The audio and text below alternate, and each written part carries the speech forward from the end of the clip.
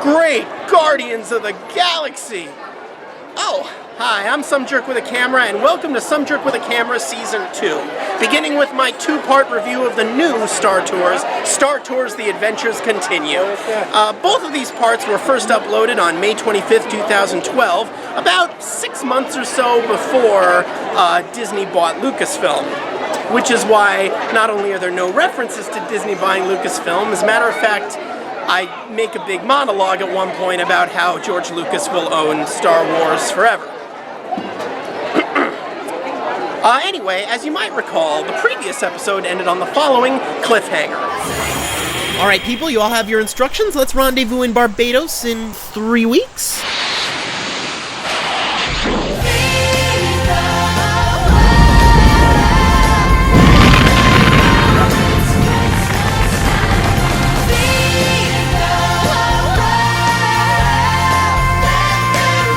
Wait a minute, my mother's in there.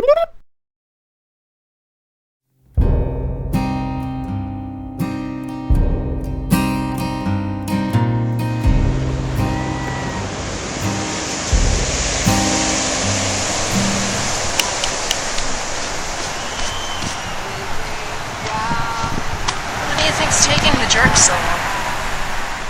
Oh? I don't know. Whatever.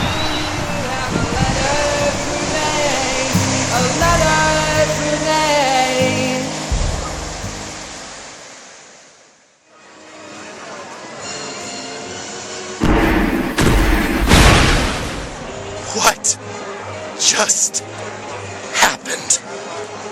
Some Jack with a camera! Who said that? Prepare for my presence!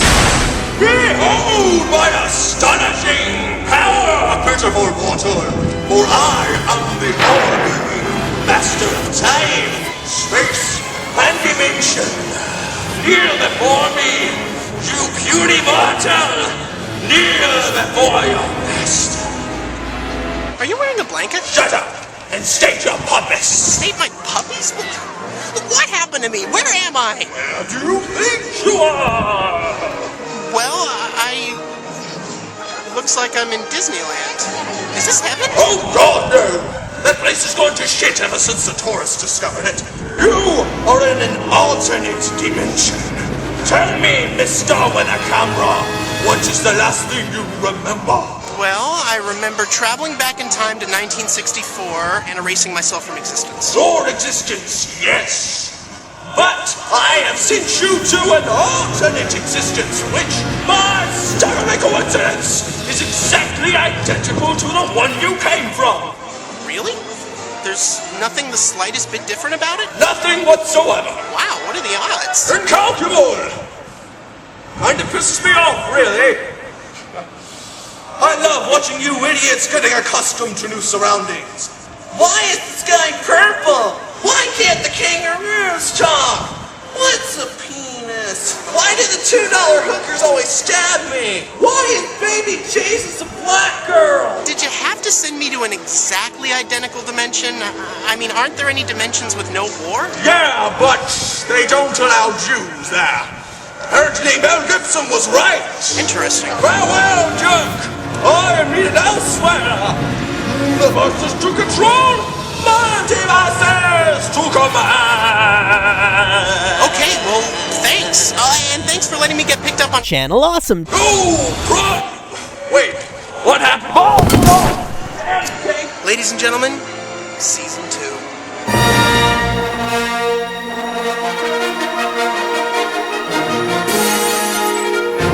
As you may remember, last year I joined forces with Spazmaster and the Wire of the Idiot's Lantern to review the defunct original Star Tours, which everyone loved, just before the opening of the prequel-inclusive brand new Star Tours, which no one really considered necessary. Star Tours The Adventures Continue, retroactively apparently, since this ride is itself a prequel of the original ride, has been open for almost a year now, so I think the time has come to ask ourselves, to ask me, was it necessary? How does the newfangled pretend space plane compare to the old-fangled pretend space plane? Did we the fans get an upgrade or a downgrade? Wow, that was a short walk up Main Street. Now, I know it's been less than a year, and some of the more foolish non-Californians among you still consider food and shelter more important than traveling to Disneyland every year. I don't pretend to understand that, but I appreciate your viewership, so I must warn you, this review will contain spoilers. And the choice between tolerating spoilers and depriving yourself of this is a difficult one indeed. One I would not wish upon my worst enemies. My worst enemies don't watch this show, however, so while you people are making up your minds, please enjoy this clip of Weird Al Yankovic singing gospel music.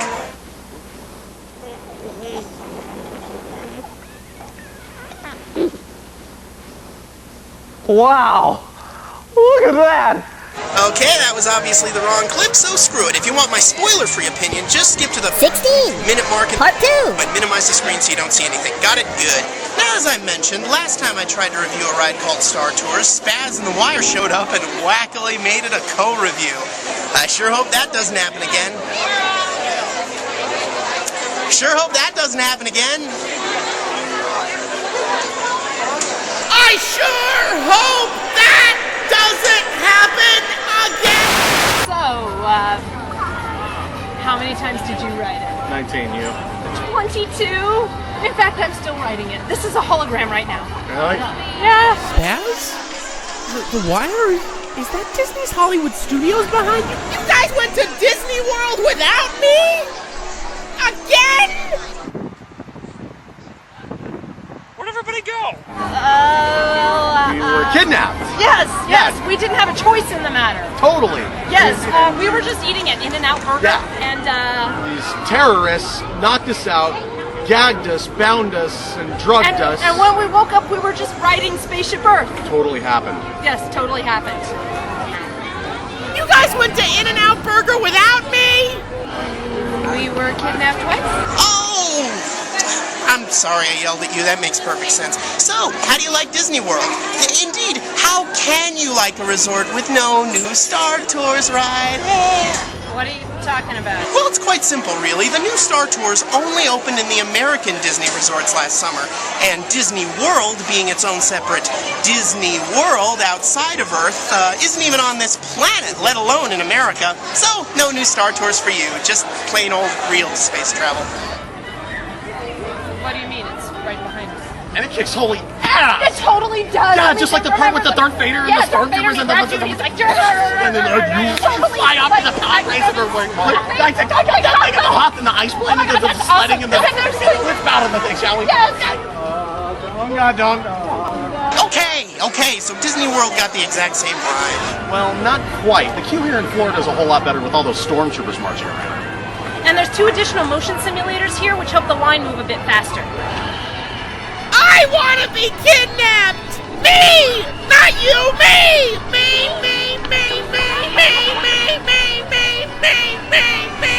You know, I could really go through some In-N-Out Burger right now. So could I. Yeah, let's go. Hey you want to kidnap me? Okay. Good, let's go. This isn't right at all. So our Star Tours adventure continues to begin when we enter the show-building spaceport thingy and once again see the huge screen showing Star Wars Planet Travelogues. No visit is complete without having a drink at Tatooine's infamous Mos Eisley Cantina, where you will never find a more wretched hive of scum and villainy. That's a weird choice for a commercial slogan. You're taking the opinion of some elderly shut-in who doesn't even like the place? I mean, you might as well make a tourism video that said Detroit! It's a shithole full of people who steal. Wait a minute. This ride takes place between episodes 3 and 4. You mean to tell me Obi-Wan was just quoting the commercial the whole time? Here I spent the last 35 years thinking he was some wise old sage, and I'm only 28, so that's saying something, and he's just some douchebag who quotes commercials? Applebee's, we will truly eat good. In the neighborhood. Living rooms, bedrooms, dinettes, oh yeah, you'll find them at the market. It's just like a mini mall. Virgin America, where the chicken wraps are made of shrunken men who you want to have sex with. Further on in the queue, we see a work-in-progress Captain Rex and the long-necked Wallies put in charge of security, one of them with the voice of Patrick Warburton. I like how the changes made here reflect how airports have changed in the real world. Just as a post-9/11 society has more pointless fear-mongering security, so would a war-torn galaxy far, far away. I don't know why they made us take off our shoes, though. That seems really unnecessary. What? I'm old-fashioned. I like to dress nice when I go out. Besides, these make me look a lot taller. I'm, not sitting down right now. We also get this blue screen thingy showing the silhouettes of passing characters and cargo, including the most inspiring piece of cargo of all, Jar Jar frozen in carbonite. Worthless character, worthless general, worthless senator, and now, worthless knick-knack. He's so worthless, he's less worthless. WORTHLESS! We hate you! Misa, no. Then we collect a pair of required flight glasses, which are required even though we already have eyeballs and our spaceship has a windshield to protect us from close flying debris. Gee, I sure hope these flight glasses aren't some sort of front for a headache-inducing gimmick of some sort that requires our eyesight to converge and focus on two different points, especially since these flight glasses apparently won't be required in this galaxy's future of 1987, and all I'm saying is if there's not a singing, dancing space captain in there who thinks he's here to change the world, I might cut a bitch.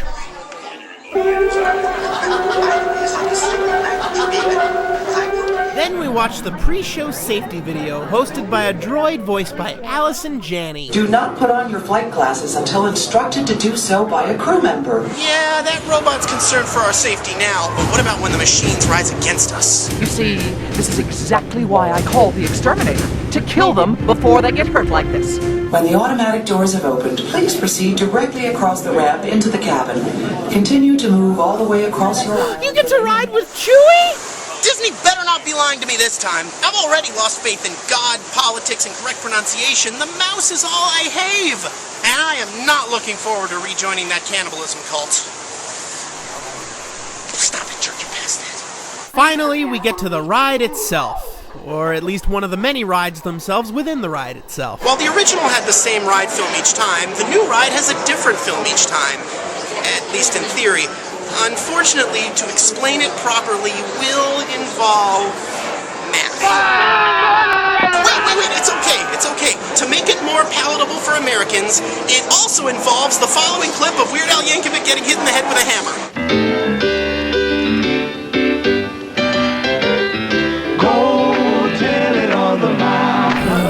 Okay, so every time you ride it, they show 4 ride films out of 11 that exist. Let's call them A, B, C, and D. There's 2 possible A films, 3 possible B films, 3 Cs, and, yes, 3 Ds. Every time you ride, one of each is chosen randomly using the same technology as slot machines, so you're literally gambling for a good time. 2 times 3 times 3 times 3 equals 54 possible combinations. But if a star speeder leaves Endor traveling at X light years an hour, and 3 weeks later the same star speeder leaves Hoth at 0.Y light years an hour, and Z is cheating on 9 with the square root of Q, then A times B times C equals X. If X is less than the cost of a recall, we don't do one. Thanks, former Hulk. Why so convoluted? Well, it's all thanks to a modern miracle of amusement science called Rewritability! Rewritability? But Professor Expert, what is rewritability? That's an excellent question, Jimmy. Wait, now I'm Jimmy again? Rewritability is what keeps guests coming back to the park and keeps the parks moving stronger. Here we have a test subject. Hi. If a guest only rides a ride once and sees everything that ride has to offer, he has little incentive to come back and ride it again. But if a ride has randomly selected variants every time, that same guest might ride it many, many times until the experience is truly complete. He might even go mad with obsession over never getting the ride segments he craves. With more time out of a limited vacation spent on a single ride, that guest will have less time for other rides and will have to revisit the park again in the future! But Professor Expert, why not just build rides that people actually want to re-ride?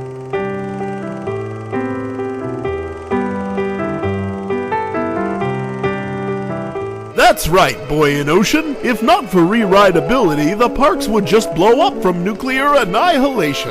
And heavens knows we can't have that. Oh, cardiac arrest. So we board the Starspeeder 1000 and it prepares itself for takeoff while, get this, C-3PO is in the captain's chair! What? That's not the right place for the droid he is! Is this a shenanigan? So yeah, stupid as it was that it was Captain Rex's first flight each time, here with the multiple stories we have C-3PO making the same stupid mistake each time. We're scheduled to depart in a few minutes. Well, then you'd better go someplace far away where you can't help me if anything goes horribly wrong. There we go.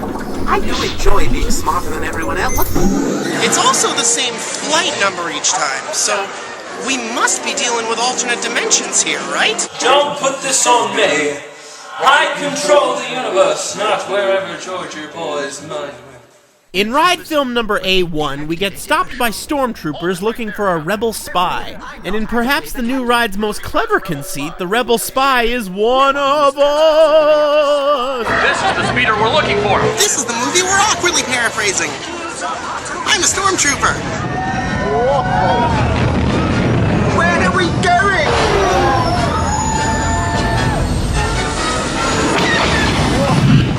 This is madness! This is Star Tours! Wow, that was actually pretty exciting. But I know what to expect from Lucas products nowadays. I'm sure ride film A2 will just be some stupid brilliance. Hold. Prepare to be boarded, Captain. I'm afraid there's been a terrible mistake. Don't underestimate my power.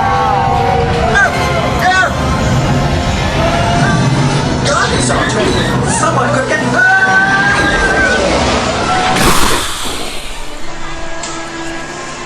I did not just simultaneously defecate and ejaculate into my pants. Just to be safe, I did not just simultaneously defecate and ejaculate into my pants. My pants feel weird.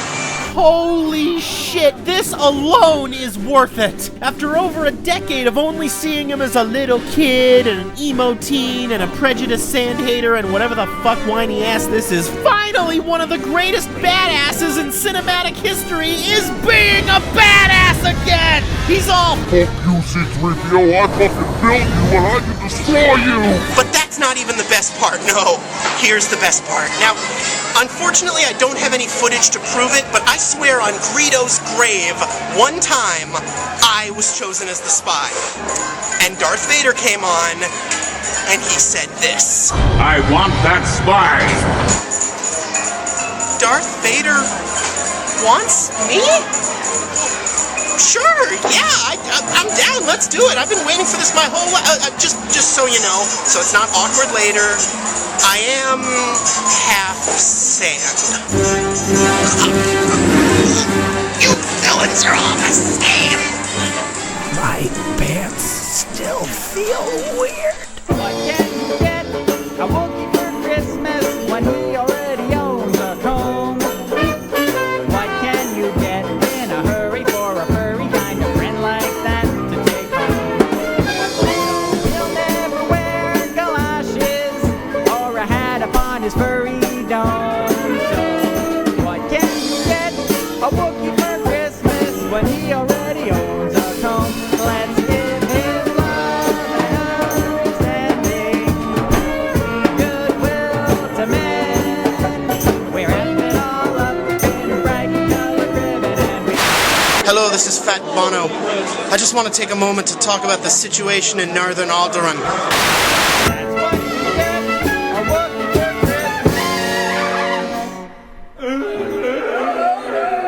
When he Life